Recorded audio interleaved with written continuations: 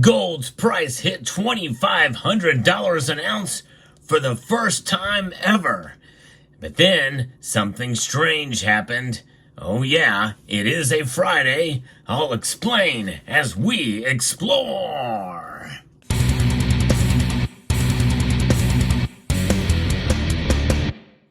We had some excitement in the gold market earlier today when gold surpassed $2,500 an ounce for the first time in history on Friday on this very day, August the 2nd, 2024, in the wake of rising geopolitical tensions and new data indicating a weakening U.S. economy. But it's not what you think, because it's just the gold contracts for December delivery. That's right, in the futures market. They reached an all-time high of $2,522.50. That's where it peaked in the early trading hours before shedding its gains to trade much lower. Now, let's talk a little bit about spot price and futures price. Most of you probably are aware by now, and because I've made mention of it multiple times on this channel, that if you go to most bullion dealers, mostly, in fact, almost all the time, will the spot price of gold and silver be higher because they are quoting the futures market, not actual spot price. And spot price, the actual spot price, is what you would see mainly over at TradingView, which those are the prices that Kitco carries, and that's what I reference most of the time when I do my market watches every Sunday evening at 6 p.m. Eastern Time when the markets open up in Asia. So, in a sense, this doesn't count. However, gold's price and spot price did go up pretty significantly today to, I think, record highs even there.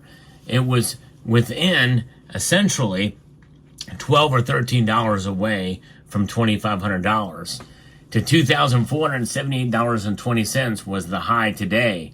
And moments before the markets close, gold is trading back just over 3/4 of a percentage point right now to $18, down $18.16.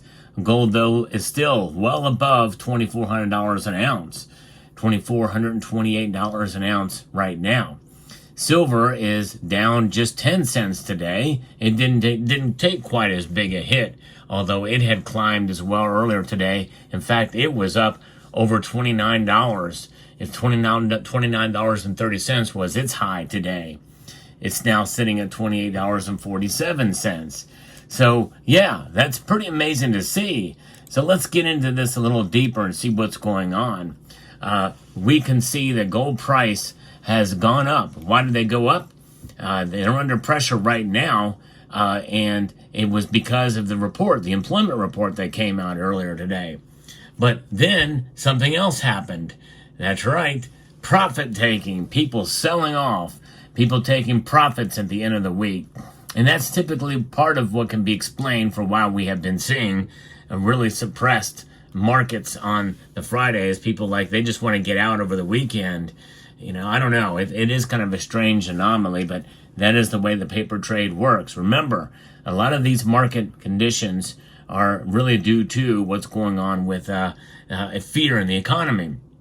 And the Dow Jones Industrial was down like 800 points earlier in the day. So gold prices are under pressure after hitting a 2-week high at $2,477 an ounce. It's actually $1 higher than that right now, or last what I can see on Kitco, earlier during the North American session. Data show that the U.S. jobs market feels the effect of higher borrowing costs set by the Federal Reserve as the number of Americans applying for work dipped. This bolstered gold, which rallied over 1% before retreating. Wall Street's trade with substantial losses as most equity indices plunged at least 2.2% after U.S. Bureau of Labor Statistics revealed that July's non-farm payrolls figures missed the mark, while June data was revised downward. Typically, that's what happens, right? I guess they couldn't hide it any longer, the chefs at the Cook the Books Club, given the backdrop of a dismal manufacturing report revealed by the Institute of Supply Management on Thursday, which was still digested by traders along with today's NFP figures. The chances that the Fed might lower interest rates at September meeting are increasing.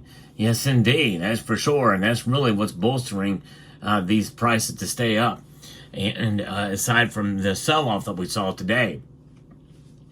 Additional data showed that the unemployment rate ticked higher, while average hourly earnings, a measure of wage inflation, edged lower. So now we're starting to see cracks in the economy, which could lead to recession.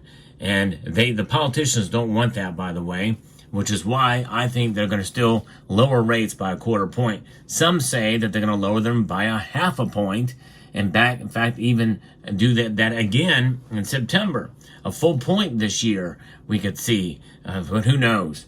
I think we're going to at least get a quarter point, though. U.S. data in the last 2 days justified Chairman Jerome Powell's statement that the federal fund rates could be cut in September if the U.S. economy cools down. Another reason driving precious metal prices is geopolitical risks.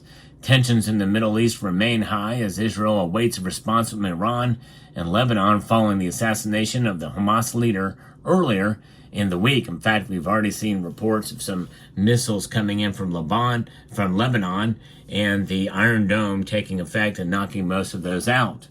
So the Federal Reserve decided to hold rates unchanged, as we know from the July meeting, but indicated favorable data on inflation and further weakening in the labor market could prompt action. So the U.S. Department of Labor revealed that the non-farm payrolls was 114,000, to be specific with the numbers, and the missing estimates of 175,000 with previous figures revised downward from 206 to 179,000. That's a pretty big drop. And these revisions don't make the news, much like when the other data comes out. Of course, politicians are not going to be highlighting information and data that doesn't suit their agendas. So after the data, most banks began to price in more aggressive monetary policy easing by the bank. Bank of America expects the first cut in September instead of December, while Citi and JP Morgan expect the Fed to lower rates by 50 basis points in September and November. The CME Watch tool shows odds for a 50 basis point rate cut at the September meeting at 70%. That is something else. 70% think that it'd be a half point cut. And you know what? It would not surprise me now if they were to do that. This is crazy. But when you think about the backdrop of what I just told you and the fact that the Federal Reserve is indeed starting to ease already, on the other hand, with more printing of money or digitization of money. And this is something to keep in mind as well. That is going to bolster both gold and silver, I think, which is why I am bullish on both those metals. In fact, $2,500 gold and the spot price will get here, I think, if they lower those rates for sure, and it could likely stay. And I still believe that silver is going to reach $35 an ounce by the end of the year. Right now, that sounds like a bit of a stretch considering what's been going on with a couple of weeks here with silver, as it's been hammered down. It's been beaten back pretty substantially here. However, it has held its own above $27.50, which was my original assessment for the low for the summer doldrums for silver. I've revised that up a bit when we saw silver comfortably above $30 for a while, but we're talking about gold mostly now here. And we see what's going on with these markets. It's pretty fascinating to witness and see what's going on here. It makes me glad that I've got gold in my portfolio. And if you bought gold, I think you should be pretty happy about it as well, too. You know, when you think about it, even a little bit is a lot these days. I'll give you an example. I remember very specifically buying a 10th ounce of gold for $30. That's right, $30 for a 10th ounce of gold back in the day. Now that same 10th ounce of gold, you'd be very lucky to find it for about $300 right now. So every little bit helps. And back then, that little teeny gold piece, well, it seemed rather insignificant at the time. But now, obviously, a 10th of ounce of gold is very, very significant. For sure, no question about that. And with a demand being lower with precious metal products right now, this is a good time to be shopping for fractional gold, in my opinion. That's why I like it. In fact, I'm going to show you. I have a piece here.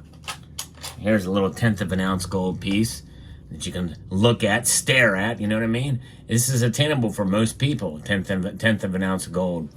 And so if you find a bargain on these, I would snatch it up, because I do think that gold is likely to either stay where it is or likely increase somewhat. And the thing is, over the course of a long period of time, it will preserve your wealth. And that's what it's about.